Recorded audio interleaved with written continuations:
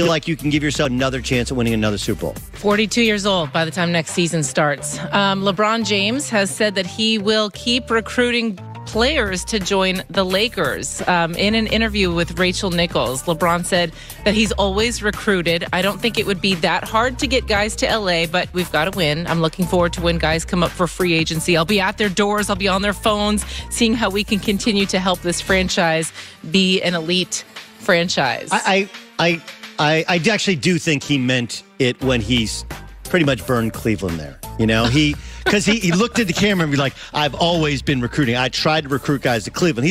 He was saying, look, I'm awesome. I've always been awesome. I've wanted other guys to play with me, and they wouldn't come to Cleveland because Cleveland sucks. That's what he said. He didn't say the Cleveland sucks part. He basically said all the other stuff. He insinuated it. So, and again, that doesn't mean that it's not the truth. That selling people on whether it's playing for that owner or playing in that city is not a hard sale. There's a portion of playing with LeBron is not always the easiest thing. But I don't think that needs to be said. What he could have said, and he's very bright. He knows what he's saying with his words, right? He has control of what he's saying.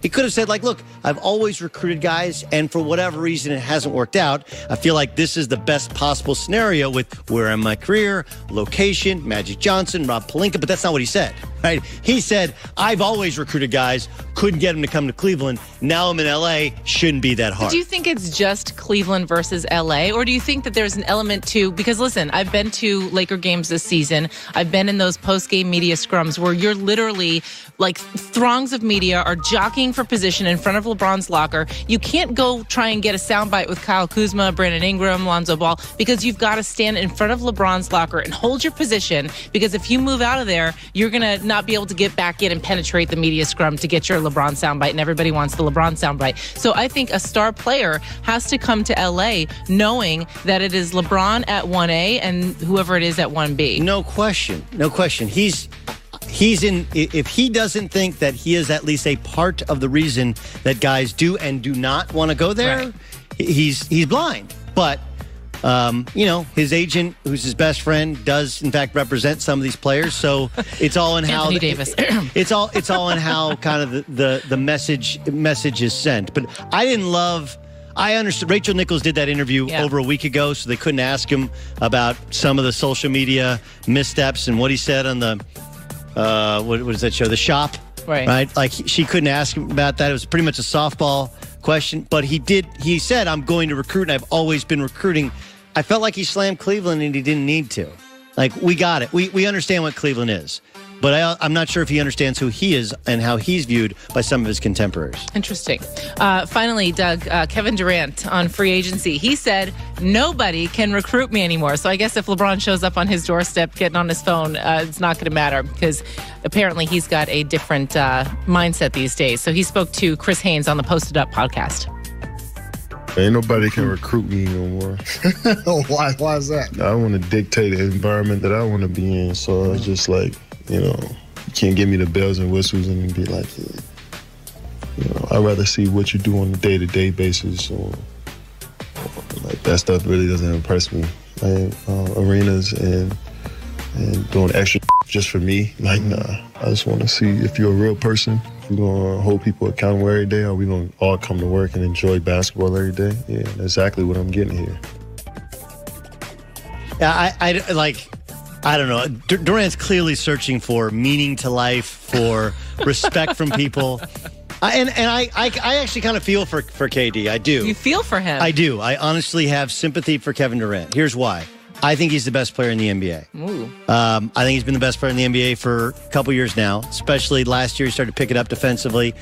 People can't win a title. All right, so he won a title. Well, you're not as good as LeBron James. Like, I guarded LeBron James, he guarded me, and in the second half of NBA Finals games, I was the better player. I made the dagger shots. Whether he had a surrounding cast his first year in Cleveland or didn't have a surrounding, didn't matter. I was the better player. And he's proven that on the actual basketball floor. He wants the respect. Remember, last time they played together, Team USA, Kevin Durant was the go-to guy, not LeBron James. Mm-hmm. Those are all facts, but he doesn't feel like he gets the love he deserves because he's trying to get love from this thing, okay? The scout report on Kevin Durant is, man, he's good going right, he's good going left, he's good in the post, he's good outside the three, he can pass better than you think, he can block shots. What's the negative?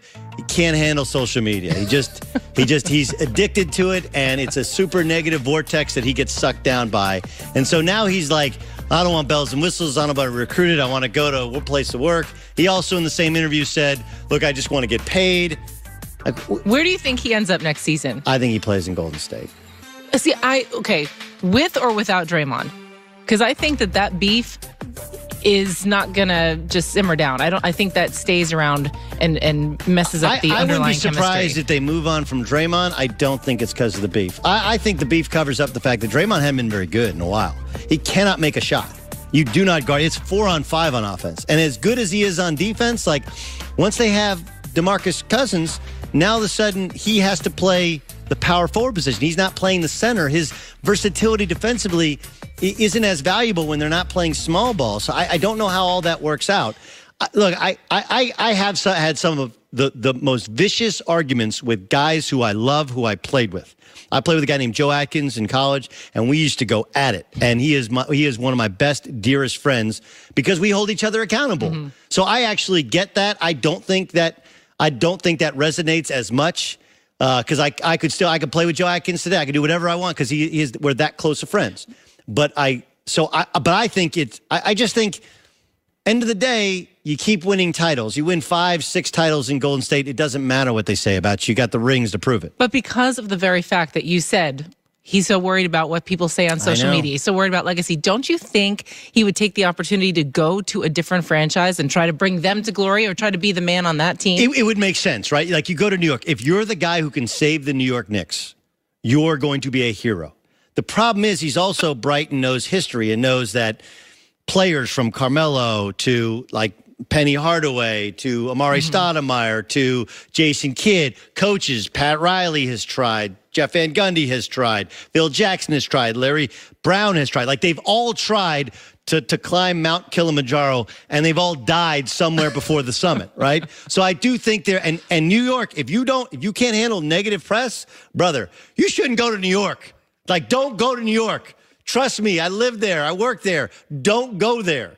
Because every game does, in fact, matter more. But one of the LA teams. What about one of the LA teams? I don't think he's going to Lakers to play for LeBron, and I don't see him going to play with the Clippers. With the Clippers, right? No? He just said like arenas, that stuff. Like I want to see where. Now, look, the Clippers have, as you know, they try to change their culture. Yeah, big time. Create this environment. Mm-hmm. You got like Jerry West, that's a pretty strong sale. You got Doc, who's pretty strong sale. They're got the money to sign him too. Yeah, but it's still the Clippers, man. I have nothing wrong. I grew up here. Like. No one chooses the Clippers over the Lakers. That's literally never happened in the history of the world. Unless you're looking to go leave your mark somewhere. I don't know. I'm just saying. It'll be interesting to see what he does. I just don't see him staying in Golden State. And that's Jamie Maggio with the news. Well, that's the news. And thanks for stopping by. The Herd Line News. Have you guys seen Pat Mahomes' numbers? Like, I know we do this. Became such a big thing. I think it's because of the daily shows like this one, like Undisputed, like Speak for Yourself, where we do need something to talk about as the season goes on. But has anybody actually taken a peek at Pat Mahomes' numbers? I believe now the updated odds, he's a slight favorite over Drew Brees to win the NFL's MVP. And this is not a slam at Drew Brees, but in no way should the MVP be a career participation award, right? Like a legacy award. It's what have you done this year? And there's a very good chance the Saints likely end up 2 or 3 games ahead in the loss column, the win column of the Kansas City Chiefs. Granted, they're in a different conference. They played against a different. And if you want to sit there and go like, well, the Raiders stink and the Broncos stink, remember, the Saints play in a division where the second best team is the Atlanta Falcons. Right, so they have 6 wins, although they've only won 5 of them, and they barely beat the Falcons in Atlanta. They have 6 wins a year, and now they're going to get the Carolina Panthers with a backup quarterback, and Drew Brees not even going to play. So if you want to talk about level of competition, okay, the Chiefs play in a division with another 11-win team. Advantage Pat Mahomes, but think about this: he's going to throw for 50 touchdown passes. He's going to throw for 5,000 yards. His passer rating is, and all their passer ratings are up, but he's second in the NFL. His yards per attempt, so this is not dink and dunk. Like, even though he does that little forward shovel pass that for some reason we choose to give him credit for a forward pass when he throws it to Tyreek Hill on a little shovel pass jet sweep, like, it's still 8.7 yards an attempt. He's throwing the football downfield. Their defense is terrible. Yes, he turned the ball over 5 times against the Rams in the Monday Night Football game, which is as good a football game, as entertaining a game as we could have ever watched. They scored 51 points. 51 points. So I love that we hold him somehow responsible for his team, even Sunday night. Like, he didn't play terribly. Russell Wilson probably outplayed him, but Russell Wilson also has a better defense. Russell Wilson also didn't lose his starting running back to a domestic violence deal in the middle of the season. He lost his starting running back. He has no defense. His team is going to have the number 1 seed in the AFC. He's likely going to throw for 50 touchdown passes and 5,000 yards. What am I missing? I'm not a Chiefs fan. I've told people all year that the only thing I'm enjoying more than watching Pat Mahomes throw the ball in the regular season is the remarkably predictable home loss after a lead in the first half at home in the playoffs. Why? Because they're the Chiefs, because they're coached by Andy Reid, because it just feels like that happens every year. And they haven't won a home playoff game since 1993. All of that said, like, we're really searching, working really hard if we want to give the MVP to Drew Brees, who's got a better defense, a better running game, has a better home field advantage because he's playing in the dome, which plays more to his arm strength or lack thereof at this age. They both have great play callers. They both have good players around them. They both have good home field advantages, but I do think that Brees helps him more. His defense is clearly better, and Brees plays against an inferior division. And Pat Mahomes, when they've lost, hasn't played poorly. Matter of fact, they haven't scored less than 25 points in any game this season. The offense isn't losing them games, buddy. It's the fellas on the other side. What are we? We're trying way too hard to not give this guy the MVP. He's been the best player on the best team in the AFC. He should win the MVP. All right, an NBA champion and all-star needs more respect. I'll tell you who next.